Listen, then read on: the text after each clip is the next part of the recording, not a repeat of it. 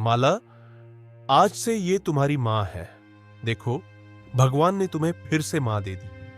आज से यही तुम्हारा ख्याल रखेंगी। और माला, तुम्हें भी अपनी माँ की बात माननी होगी। पार्वती, मुझे उम्मीद है कि तुम माला को अपनी सगी औलाद की तरह पालोगी और इसकी अच्छी परवरिश करोगी। मेरा घर और मेरी बेटी आज से तुम्हारे हवाले है। माला सिर्फ 6 साल की थी जब उसकी माँ का देहांत हो गया था। उसे माँ की कमी महसूस न हो, इसीलिए प्रकाश ने दूसरी शादी की। पार्वती एक नेक दिल और बहुत समझदार औरत थी। उसने माला को सच्चे दिल से अपनाया और पूरा घर संभाल लिया। एक दिन माला की दोस्त उससे कहने लगी, सौतेली माँ बहुत बुरी होती है। वो बच्चों को बहुत मारती है। वो हमारी माँ जैसी नहीं होती। वो बस अपने बच्चों से प्यार करती है और सौतेले बच्चों के साथ बहुत बुरा सलूक करती है। माला, तुम भी बहुत संभल कर रहना। तुम्हारी भी तो सौतेली माँ है। हाय बेचारी माला, इसे देखकर बहुत ही दया आती है। बेचारी सौतेली माँ के साथ रहती है। पता है ना, सौतेली माँ कितनी जालिम होती है। पता नहीं वो इसके साथ कैसा सलूक करती होगी। भगवान किसी को सौतेली माँ के वश में न डाले। बस कुछ ऐसी ही बातों की वजह से माला के दिल में अपनी सौतेली माँ के लिए नफरत भरने लगी। वह पार्वती की हर बात को गलत समझने लगी। जबकि पार्वती देवी जैसी थी, वह माला को सगी औलाद की तरह चाहती थी। मगर माला का दिल पार्वती के लिए बहुत सख्त हो गया था। एक दिन पार्वती गांव के कुएं पर पानी भरने गई, जहां गांव की कुछ औरतें उससे कहने लगीं, पार्वती, तुम आज काफी बुझी बुझी लग रही हो। खैर तो है ना? वैसे तुम्हारी शादी को काफी महीने गुजर गए हैं। देखो ना, अभी तक तुम्हारे यहाँ कोई औलाद नहीं हुई। कहीं तुम बांझ तो नहीं जो गांव वालों से छुपा रही हो? पार्वती उनकी ये बातें सुनकर पहले तो कुछ परेशान हुई, फिर हौसले के साथ बोली, नहीं नहीं, ऐसी कोई बात नहीं है।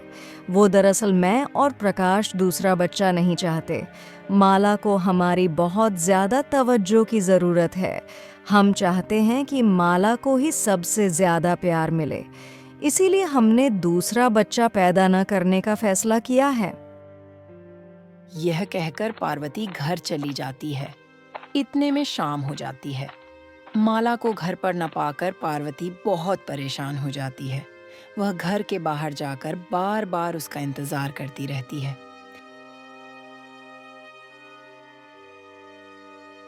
जब माला घर आती है तो पार्वती उससे पूछती है, तो माला उससे कहने लगती है, तुम मेरी माँ नहीं हो। मेरी माँ मर गई है। तुम सिर्फ मेरे पिता की पत्नी हो, इसलिए मेरी फिक्र मत करो। मैं अपना ख्याल खुद रख सकती हूँ। और वैसे भी तुम सौतेली हो। सौतेली। माला की ऐसी बातें पार्वती का दिल तोड़ देती थीं। वो तो सच दिल से उसे अपनी बेटी मानती थी। फिर क्यों उसने अपनी माँ को सौतेली माँ कहा? पार्वती बहुत परेशान हो जाती थी। बस ऐसे ही कई साल बीत जाते हैं। माला अब 17 साल की हो गई थी और अभी तक वो पार्वती को अपनी माँ मानने को तैयार नहीं थी। वो अपनी माँ के अच्छे सलूक का बुरा जवाब देती और पार्वती उसकी ऐसी बातों से बहुत परेशान रहती। एक दिन पार्वती की पड़ोसन पार्वती से कहती है, पार्वती, तुम माला से जितना भी अच्छा सलूक कर लो, उसका दिल तुम्हारे लिए बदलने वाला नहीं है। तुमने उसके लिए अपनी औलाद तक पैदा नहीं की। देखो, इस बात का तुम्हें क्या सिला मिल रहा है? काश तुम्हारी अपनी सगी औलाद भी होती, तो आज वो तुम्हारा कितना एहसास करती। शांति की ये बातें पार्वती को रुला ही देती हैं। वह घर जाकर बहुत रोती है और भगवान से कहती है, हे भगवान, तू तो सब देख ही रहा है। मैंने कभी भी माला को सौतेली नहीं समझा, फिर क्यों वो मुझे सौतेली माँ समझती है? भगवान, मैंने तो उसके लिए अपनी औलाद तक पैदा नहीं की ताकि माला से मेरी मोहब्बत में कोई फ़र्क न आए। फिर मैं कुछ भी कर लूँ, माला को मेरी सच्ची मोहब्बत पर यकीन क्यों नहीं आता भगवान? थोड़ी देर बाद माला आती है और अपनी माँ से कहती है, मुझे कुछ पैसे चाहिए। मैं अपनी सहेलियों के साथ मेले पर जा रही हूँ और मेरा इंतजार मत करना। मुझे आने में देर हो जाएगी और तुम पिताजी को कुछ भी मत बताना। जाओ अब, जल्दी मुझे पैसे दो, पहले ही काफी देर हो गई है। पार्वती माला को पैसे दे देती है और माला अपनी सहेली के साथ मेले पर चली जाती है। माला अक्सर घर से बाहर अपनी सहेलियों के साथ घूमती रहती है और पार्वती सारा दिन घर का काम करती रहती है। उसे अपनी माँ का जरा भी एहसास नहीं था। बेचारी पार्वती को जब भी देखो घर के काम करती रहती है, और माला को देखो सारा दिन गांव में सहेलियों के साथ आवारागर्दी करती रहती है। माला को अपनी माँ का जरा भी ख्याल नहीं है, और बेचारी माँ ने तो अपनी जवानी इसी के पीछे बर्बाद कर दी। पार्वती अक्सर माला का इंतजार करती रहती थी, मगर माला जल्दी घर नहीं आती। पार्वती उसकी वजह से हमेशा परेशान रहती थी। जवान होती बेटी की चिंता अब उसे सताने लगी थी।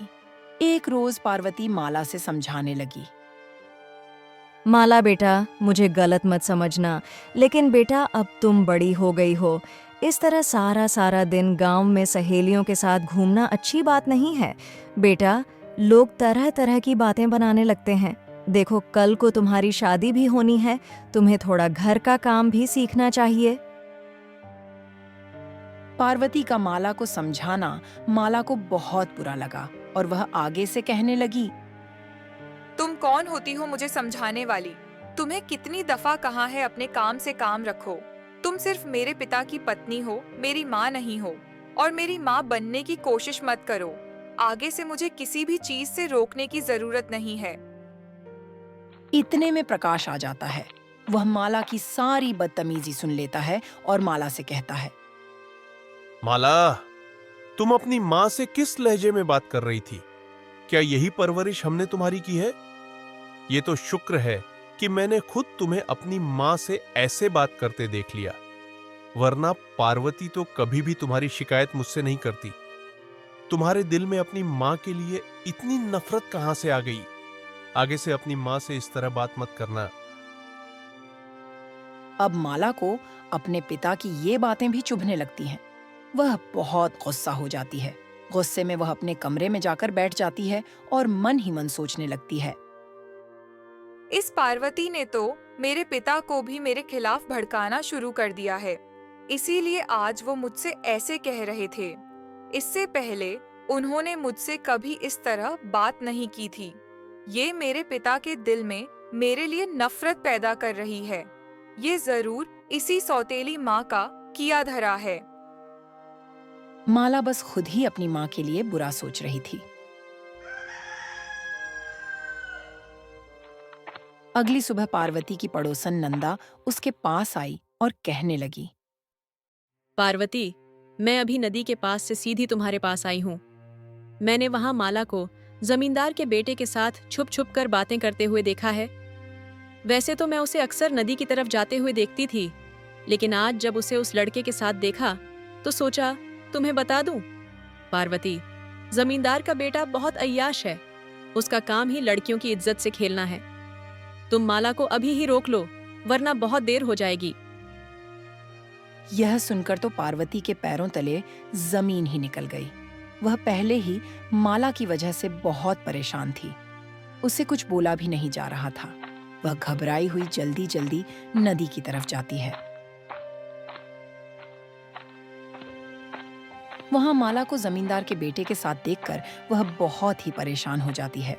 वह माला से कहती है, माला बेटी, तुम यहाँ क्या कर रही हो? चलो मेरे साथ घर चलो। अच्छी बेटियां ऐसे माता पिता की इज्जत खराब नहीं करती। बेटी, ऐसे हमारी कितनी बदनामी होगी। तुम्हारे पिता की गांव में बहुत इज्जत है। लोग कैसी कैसी बातें बनाएंगे। हमेशा की तरह माला आज भी अपनी माँ को ही गलत समझती है। उसे अपनी माँ के समझाने पर बहुत गुस्सा आता है। वह अपनी माँ की बात समझने के बजाय उल्टा उनसे बहुत ही बदतमीजी से बात करती है और कहती है, तुम मेरा पीछा करते करते यहाँ तक चली आई। आखिर तुम्हें मुझसे क्या मसला है? यह मेरी जिंदगी है। मैं जैसे मर्जी जीऊं, तुम कौन होती हो मुझे रोकने वाली? कान खोलकर सुन लो, मैं महेश से मोहब्बत करती हूँ और हम शादी करने वाले हैं। माला की इतनी बदतमीजी ने पार्वती को बिल्कुल ही तोड़ दिया था। वह जितना भी माला को समझा ले, उसे कोई फर्क नहीं पड़ता था। उसने बस अपनी माँ की बात न मानने की ठान ली थी।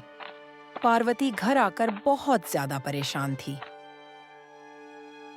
हे भगवान, मुझे तो कुछ समझ नहीं आ रहा कि माला को कैसे समझाऊं। अगर प्रकाश को पता चल गया तो वह मुझसे बहुत नाराज हो जाएंगे। माला तो अभी बच्ची है, उसे अपने अच्छे बुरे की समझ नहीं है। मुझे किसी भी तरह माला को महेश से रोकना होगा, इससे पहले कि हमारे गांव में बदनामी हो। हे भगवान, तू ही मेरी मदद कर।